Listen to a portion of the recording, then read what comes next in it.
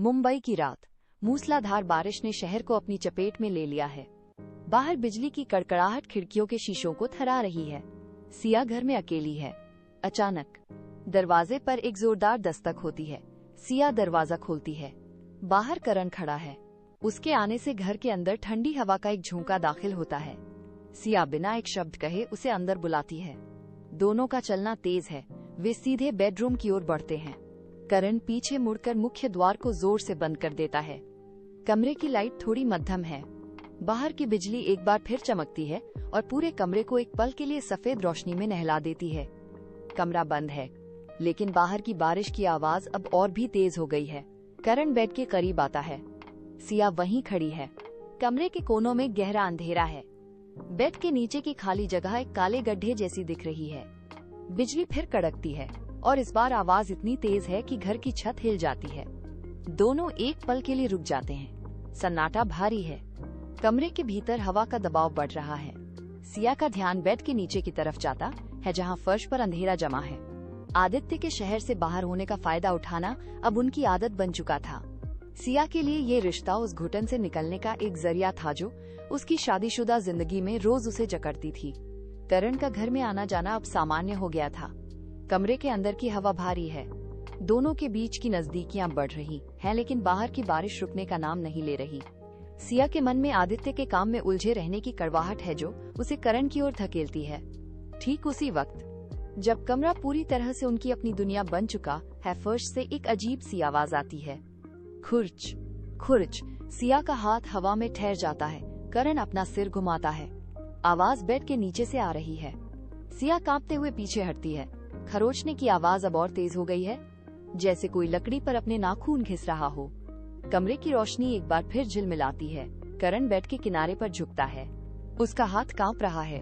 सन्नाटा इतना गहरा है कि उन्हें अपनी धड़कनें साफ सुनाई दे रही हैं। फर्श पर जमी धूल के बीच कुछ हिलने की आहट होती है। ये अब केवल बारिश की आवाज नहीं है।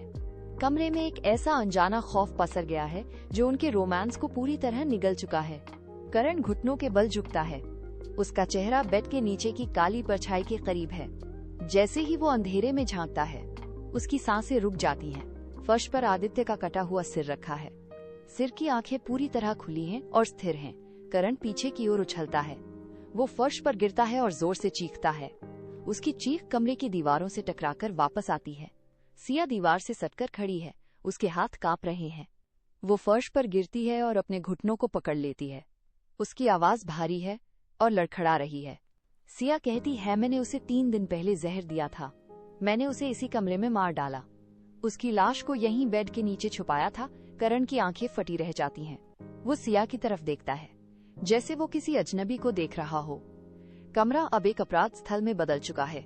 सिया के होंठ कांपते हैं। वो कबूल करती है कि उसने आदित्य को खत्म करने की योजना बनाई थी।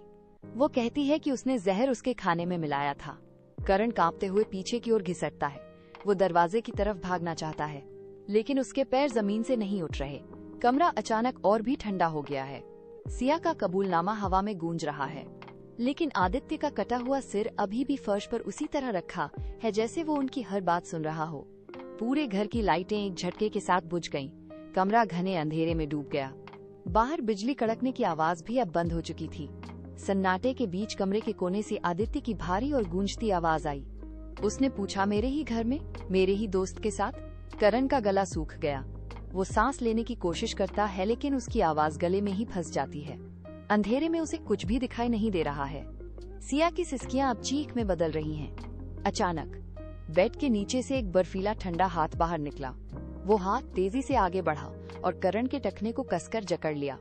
करण ने बचने के लिए फर्श पर अपने नाखून गाड़ दिए, लेकिन खिंचाव इतना शक्तिशाली था कि उसे घसीटा जाने लगा। वो बेड के नीचे के काले अंधेरे की ओर खींचा चला जा रहा है। सिया कांपते हुए अपनी जगह पर जम गई है। करण की चीखें एक एक करके बंद हो रही हैं, जैसे उसे किसी दूसरी दुनिया में खींच लिया गया हो। बेड के नीचे से हड्डियों के टकराने की खड़खड़ाहट आती है और फिर अचानक सब कुछ शांत हो जाता है। घर में अब सिर्फ भारी सन्नाटा है। सिया फर्श पर अकेली रह गई है। उसकी सांसें तेज चल रही हैं। अंधेरे में उसे महसूस होता है कि कमरा अब और भी खाली नहीं है। सुबह की पहली किरण खिड़की से छनकर कमरे में आती है। पुलिस का दस्ता दरवाजा तोड़कर अंदर दाखिल होता है। सिया फर्श के बीचों बीच बैठी है। उसकी नजरें शून्य में टिकी हैं। वो अपने हाथों को रगड़ रही है और लगातार बुदबुदा रही है। वो कहती है, करण को नीचे मत छोड़ो, उसे अंधेरे से बहुत डर लगता है। पुलिस अधिकारी एक दूसरे को देखते हैं। 2 सिपाही भारी लकड़ी के बेड को धक्का देकर हटाते हैं। धूल और सड़न की गंध कमरे में फैल जाती है। बेड के नीचे आदित्य की लाश पड़ी है। शरीर गल चुका है लेकिन चेहरा अभी भी पहचाना जा सकता है। पुलिस का ध्यान अचानक दीवार की तरफ जाता है। वहाँ ताजे खून से कुछ लिखा हुआ है। दीवार पर बड़े अक्षरों में लिखा है, अब वो हमेशा मेरे साथ रहेगा। पुलिस अधिकारी टॉर्च की रोशनी उस ओर घुमाते हैं। वहाँ करण का कोई नामो निशान नहीं है, न कोई पदचिन्ह, कोई संघर्ष के निशान। कमरा पूरी तरह बंद था। अधिकारी सिया की तरफ मुड़ते हैं, लेकिन वो अब भी फर्श पर बैठी दीवार की उसी लिखावट को घूर रही है। वो धीरे से मुस्कुराती है। कमरे में हवा का झोंका आता है लेकिन दीवार पर लिखा खून का संदेश अभी भी गीला है। करण गायब हो चुका है और आदित्य की मौत का ये अध्याय किसी और ही खौफनाक मोड़ पर खत्म होता है।